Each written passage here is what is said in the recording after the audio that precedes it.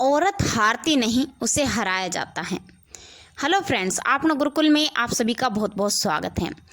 आज एक नई कहानी जो कि सावित्रीबाई फुले की है, जो कि भारत की पहली महिला टीचर बनी।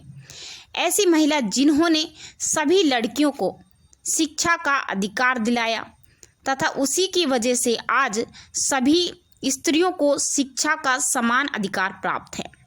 जिस समय लड़कियों को पढ़ने की इजाज़त नहीं थी, उस समय इन्होंने संघर्ष किया और महिलाओं को ये अधिकार दिलाया कि वो भी शिक्षित हो सकती हैं, पढ़ सकती हैं, आगे चल के कुछ कर सकती हैं। और उन्हीं की वजह से आज वर्तमान में जो भी टीचर बन रही हैं लड़कियां, वो इनकी ही बदौलत है। उनकी जो सोच थी उनको सावित्रीबाई फुले ने बदला। उनके जीवन की संघर्ष की कहानी को हम डिटेल से जानेंगे।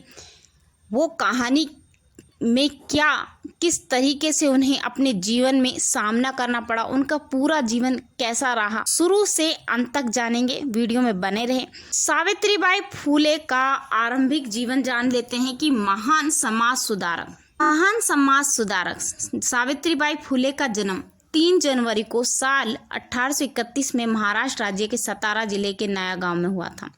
इनके पिता का नाम खंडोजी नवस था, जो कि एक किसान थे, और माता का नाम लक्ष्मीबाई था। सावित्रीबाई फुले पढ़ी लिखी नहीं थी और उनके जीवन की घटना है कि एक बार उन्होंने एक अंग्रेजी की किताब को लिया और उनके पन्ने पलटने लगी। तभी उनके पिता ने उसके हाथ से किताब छीन ली और फेंक दी। साथ ही ये कहकर उन्हें शांत करा दे कि हमारे समाज में पढ़ने का अधिकार सिर्फ ऊंची जाति के पुरुषों को है, ना कि तुम्हें। तो सावित्रीबाई फुले के मन में तभी से समाज के शोषित वर्ग को आगे ले जाने की चेतना जागृत हुई।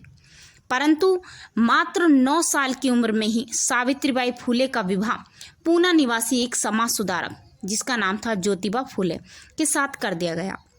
उस वक्त ज्योतिबा फुले भी मात्र 3री कक्षा में थी, लेकिन मराठा भाषा का उन्हें ज्ञान अच्छा था। ऐसे में आगे चलकर उन्होंने सावित्रीबाई फुले को पढ़ाने लिखाने में सहयोग प्रदान किया।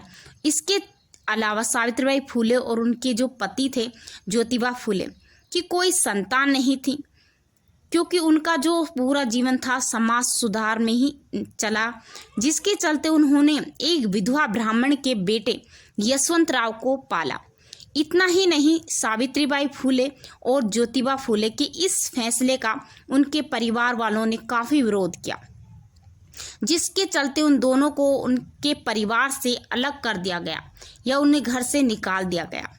साल 1848 में जब सावित्रीबाई फुले केवल 17 साल की हुई तो उन्होंने अपनी पढ़ाई पूरी करी। उन्होंने अपने पति ज्योतिबा फुले के साथ मिलकर दलित और स्त्रियों को शिक्षा देने के लिए एक विद्यालय की स्थापना की। उस वक्त उनके विद्यालय में महज 9 बालिकाएं ही थीं। कहा जाता है कि जब सावित्रीबाई फुले विद्यालय जाती थी तो उनके रास्ते में उनको गोबर फेंका जाता, कीचड़, टमाटर, पत्थर फेंके जाते उसके ऊपर। लेकिन इन सब से भी सावित्रीबाई का आत्मविश्वास नहीं डगमगाया, बल्कि और मजबूत और दृढ़ होता चला गया। ऐसे में वो विद्यालय जाते समय अपने साथ सदैव एक साड़ी लेकर जाया करती थी। उनके पति ने सजेस्ट किया कि तुम ऐसा करो, एक साड़ी लेकर जा करो, और गंदी साड़ी को बदलकर साफ जो साड़ी होती है, कहते हैं ना, साफ वस्त्र होंगे तो पढ़ाई अच्छी होगी। तो इस पर जो ज्योतिबा फुले थे उन्होंने ये सजेशन दिया कि एक साड़ी तुम अच्छी वाली रख के ले जाया करो। तो सावित्रीबाई ने ऐसे ही किया। ऐसे में विद्यालय जाते समय वो सदैव एक साड़ी लेकर जाया करती थी।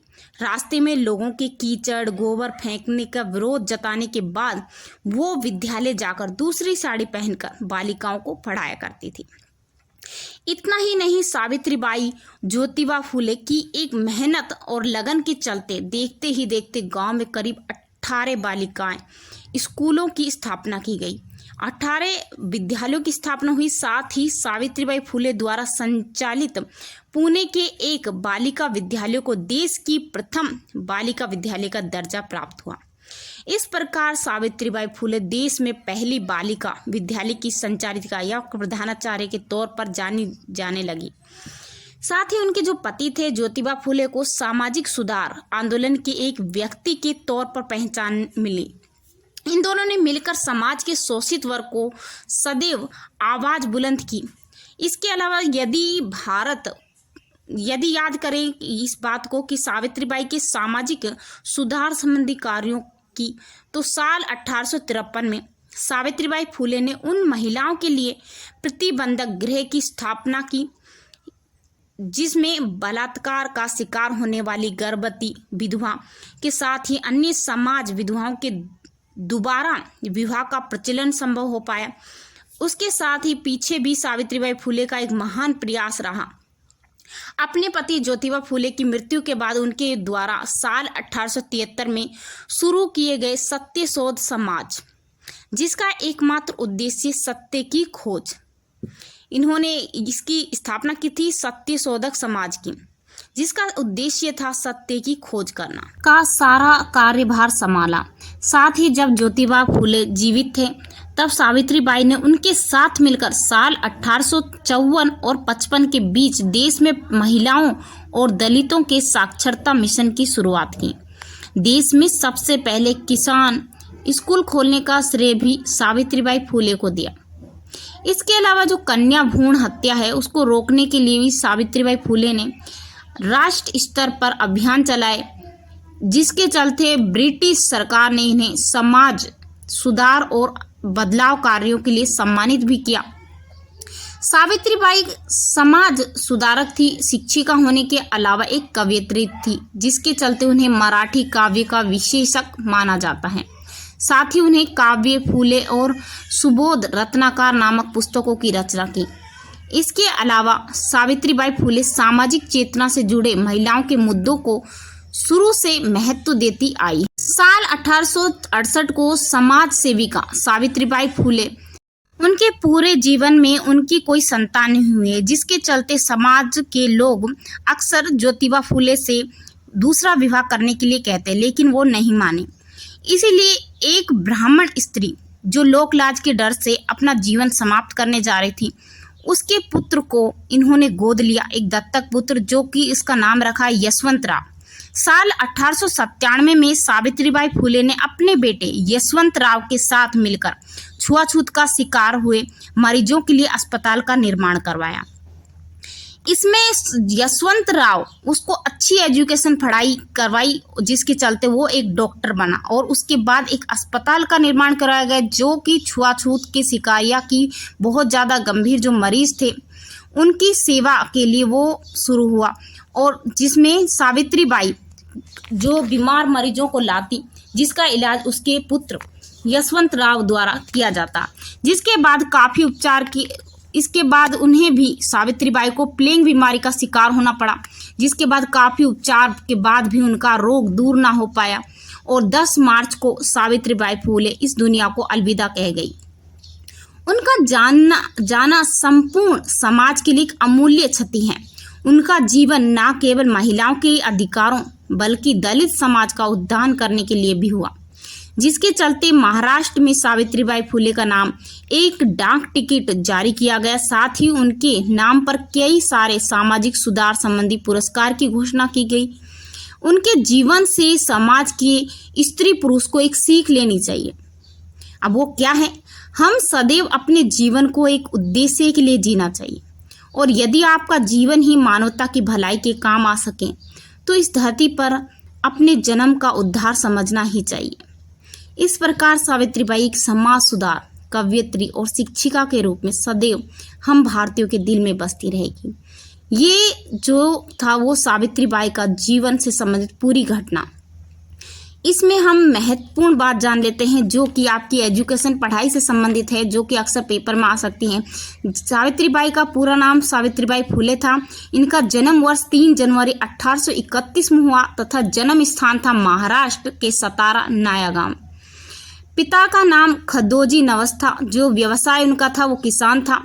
माता का नाम लक्ष्मीबाई, वैवाहिक उनका हुआ था ज्योतिबा फुले से, जो कि उस समय 13 वर्ष के थे, और इनकी एक संतान जो कि एक विधवा ब्राह्मणी से दत्तक पुत्र लिया था इन्होंने गोद, वो था यशवंतराव। उपलब्धि: देश के पुणे शहर में प्रथम बालिका विद्यालय खोलने का श्रेय तथा प्रथम किसान विद्यालय खोलने का श्रेय इनको मिला तथा लोकप्रियता में इनको मराठी कवयित्री कहा जाता था। प्रथम महिला शिक्षिका, समाज सुधारक।